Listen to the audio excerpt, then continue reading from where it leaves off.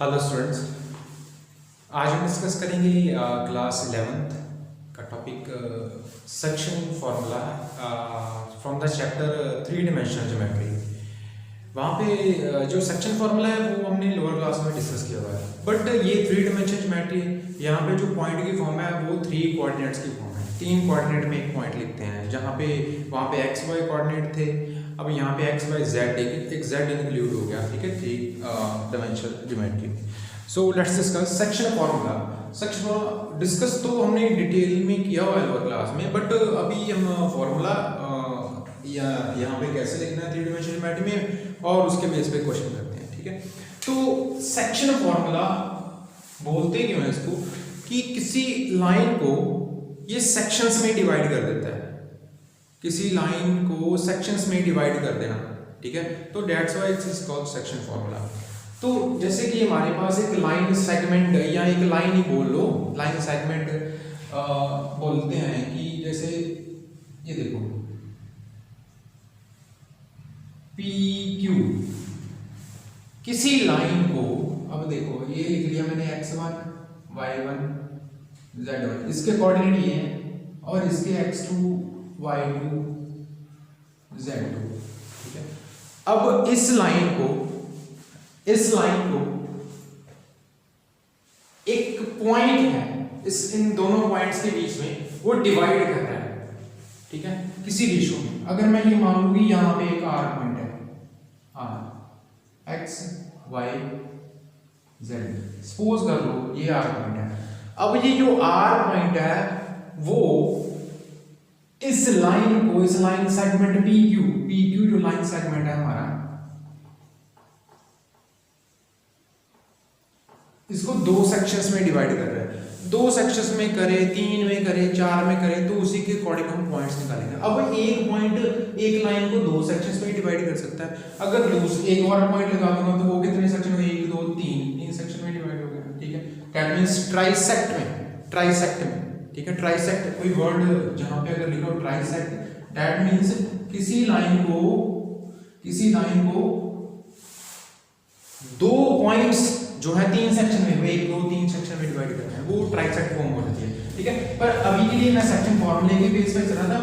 तो यहाँ पे क्या होता है कि दो सेक्शन है वो रेशो में डिवाइड हो जाते हैं। वो 2 सेक्शन है जो है रेशो में, अगर मैं रेशो मान लूं m रेशो n, अगर मैं ये रेशो मान लूं, ठीक है, ये मैंने सपोज किया है m1 m2 सपोज कर लो, m रेशो n सपोज कर लो, कुछ भी। तो हमें करना है कि ये जो पॉइंट है ना r जो पॉइंट है PQ लाइन को m रेशो n में डिवाइड कर रहा है। इस साइड m, इतनी लाइन की वैल्यू सपोज मैंने बोल दिया, चलो इतनी लाइन की वैल्यू इतनी रेशो m है तो इतनी कितनी n, ठीक है। दैट मींस अगर ये है लाइन तो ये 3 सेंटीमीटर लंबी है, सपोज कर लिया मैंने, वैसे ही किया 3 सेंटीमीटर का 30 सेंटीमीटर तो इतना है ना, इतनी।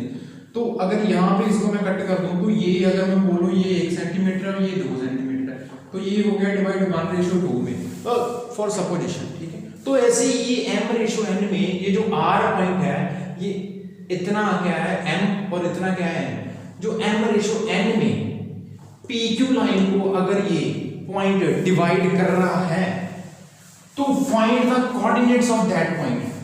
तो वो जो r पॉइंट है जो PQ को m रेशो n में डिवाइड कर रहा है, उस पॉइंट के coordinate x y z, coordinate क्या है x y, इस पॉइंट के x1 y1 z1 है, इसके क्या है x2 y2 z2 है।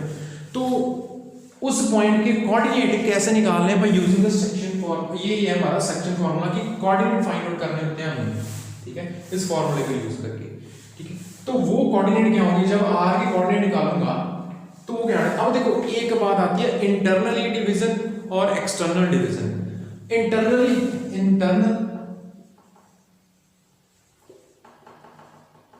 डिवीजन, एक्सटर्नल डिवीजन, अब दोनों के लिए फॉर्मूला अलग है, बट बिल्कुल थोड़ा सा डिफरेंस, फॉर्मूला अलग है दोनों के लिए।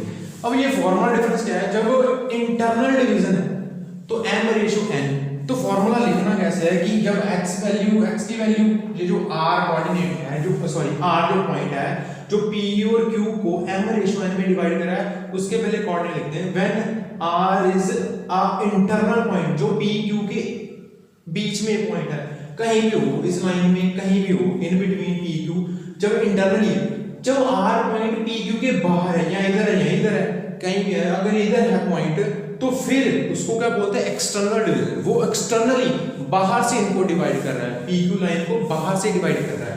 जब इनसाइड है पॉइंट तो इंटरनल डिवीजन कर रहा है, वो अंदर से इसको क्या कर रहा है डिवाइड कर रहा है m/n, तब भी रेशो में डिवाइड करेगा, अब भी रेशो में डिवाइड कर रहा है, ठीक है। बट इंटरनल डिवीजन में when r divides pq internally, जब इंटरनली डिवाइड करेगा तो x के कोऑर्डिनेट कैसे लिखने, x इक्वल्स टू, अब कोऑर्डिनेट लिखने के लिए देखो क्या करना है, m मल्टीप्लाइड बाय जो हमारा m है, m जो फर्स्ट रेशो हमारी m multiplied by this coordinate for x और n multiplied by this coordinate, वो कैसे जब x कोऑर्डिनेट लिखना है m को x वाले के साथ मल्टीप्लाई करना प्लस n को इधर x वाले के साथ करना, क्या है m को x, जब x कोऑर्डिनेट लिखना है m वाले को x वाले के साथ, n वाले को भी x वाले के साथ, but m multiplied by x2 क्या रहेगा m multiplied by x2 plus n multiplied by x1, देखो m x2 n x1 upon m plus n upon m plus n, बस इतनी सी बात और कुछ नहीं, ठीक है।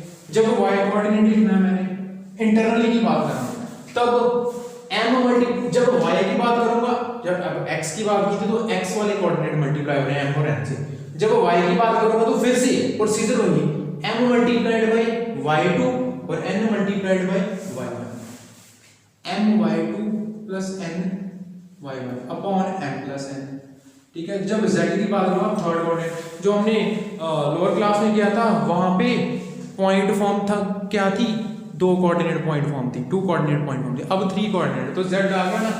अब फिर से m multiply z2 plus n multiply z1, m z2 plus n z1 upon m plus n, ये तो हो गई जब तब हमारे पास x y z है, therefore r x y z are coordinates, ठीक है। जब हमने इंटरनली जब point inside the line P Q था, अब बात थोड़ा सा चेंज, क्या जब एक्सटर्नल डिवीजन होगी, एक्सटर्नल डिवीजन में मैं यहीं पे लिखूंगा एक होगी इंटरनल, अब एक्सटर्नल डिवीजन, एक्सटर्नल डिवीजन में सिर्फ एक चेंज, वो चेंज क्या है, एक माइनस साइन का, एक साइन का चेंज है माइनस का एक्सटर्नल डिवीजन में। एक्सटर्नल डिवीजन में when r divides pq internally, यहां पे भी ऐसे लिख दो when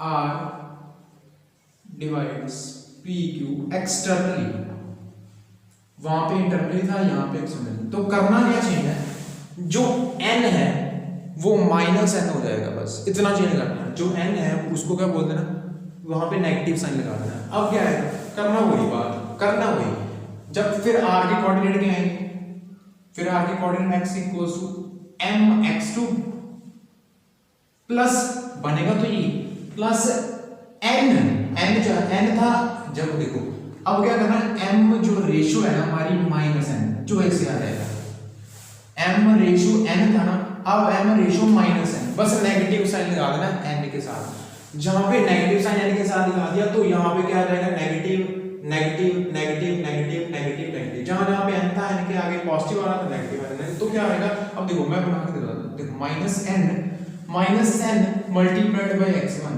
upon m plus minus n, change form तो वही है, तो क्या रहता है mx2 minus nx1 upon m minus n, तो ये बात आ जानी है, बस इतना सा चेंज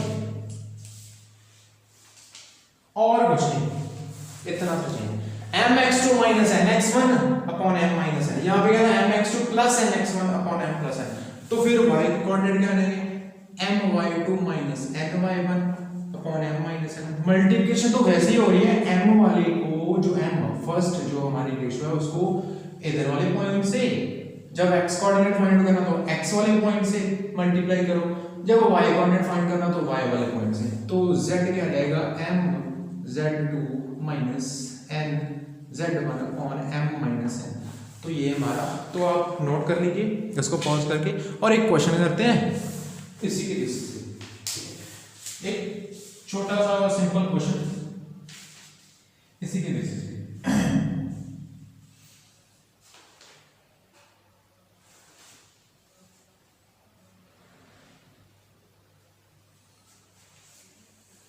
ठीक है, आप इसको पॉज करके नोट कर लीजिए। ठीक है,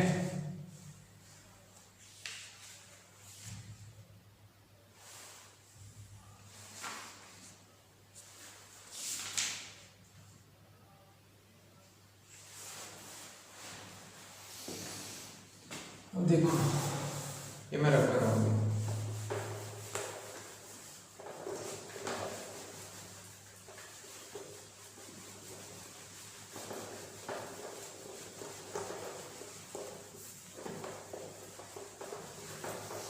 अब देखो क्या करना है, क्वेश्चन क्या है, find the coordinates of the point which divides the,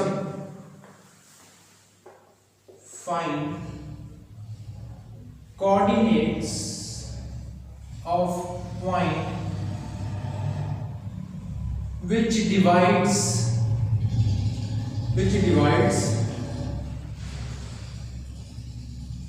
the line joining of -2 3 5 and 1 -4 -6 into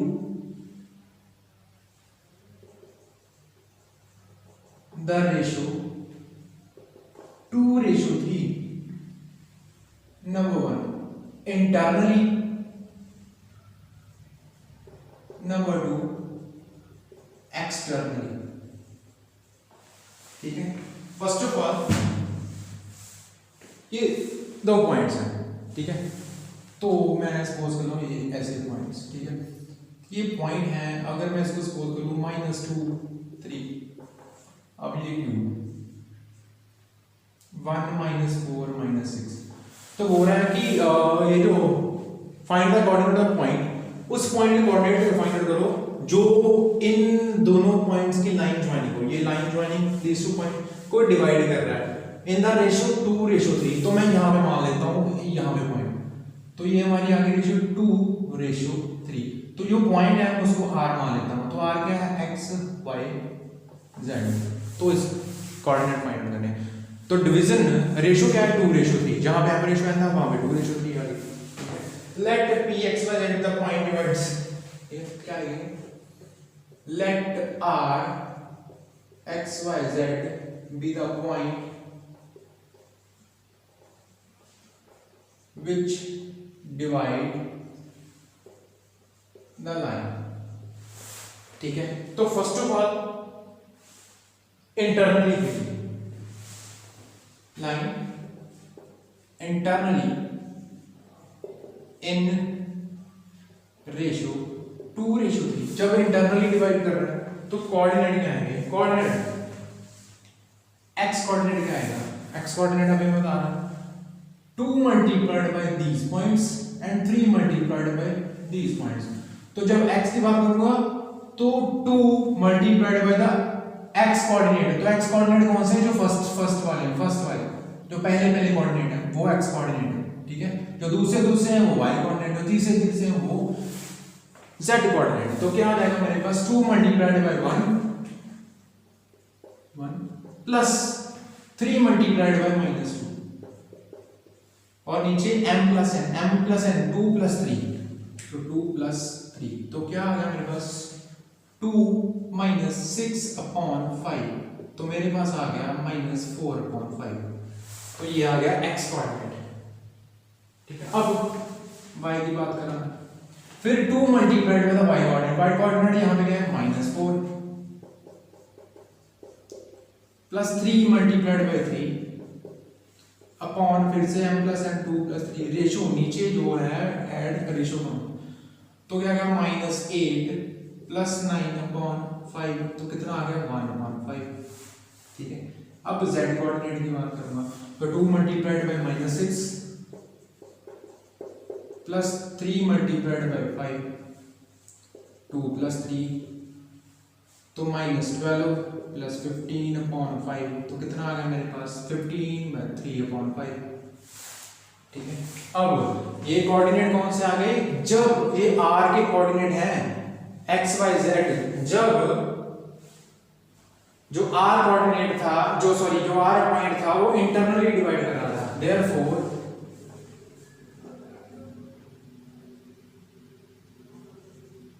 जो कोऑर्डिनेट्स ऑफ r है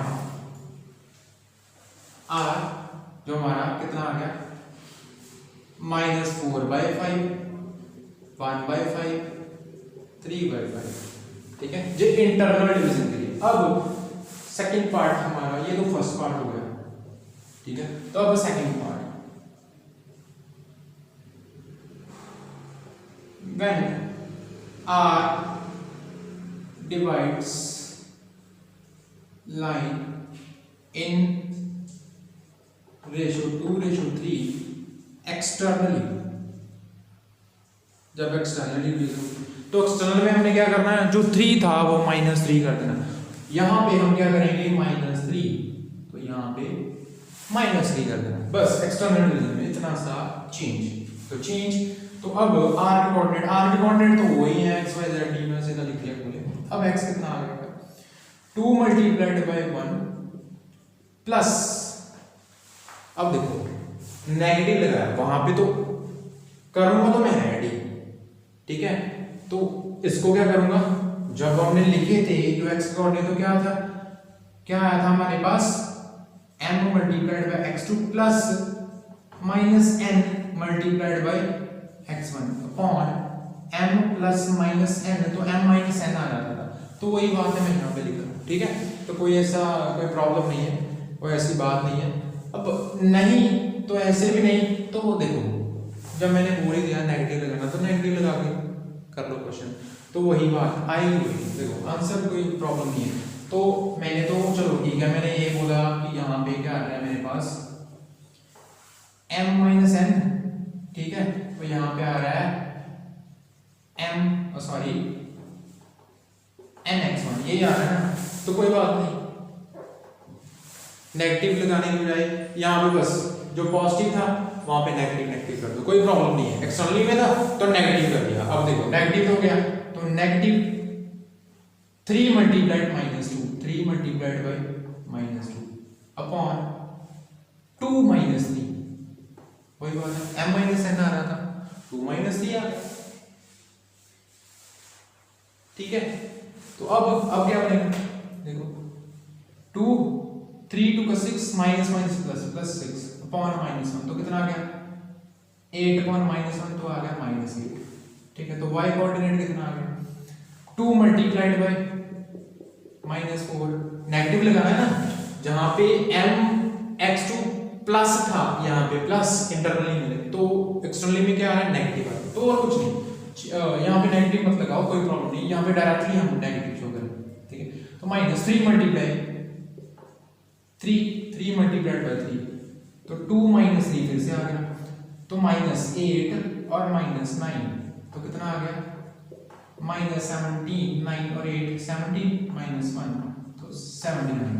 अब z कोऑर्डिनेट फिर से 2 मल्टीप्लाइड बाय -6 -3 मल्टीप्लाइड बाय 5 और नीचे 2 -3 तो -12 और -15 अपॉन -1 तो कितना आ गया -27 15 और 12 -27 -1 तो कितना आ गया 27। चेक कर लो, ये आ गया मेरे पास coordinates of the point when r divides the line segment, the line joining externally। ठीक है, therefore point r आर कितना आ गया -8 70 27 विच इज आवर आंसर। ठीक है, तो आई होप कि ये आपके लिए सेक्शन फार्मूला 3 डायमेंशन में बहुत ही इजीली अंडरस्टैंडेबल होगा and very clear to you. And एक क्वेश्चन था और इसी बेसिस पे कोई और भी क्वेश्चन हो तो आप आराम से कर सकते हो। And thanks for watching the lecture, have a good day.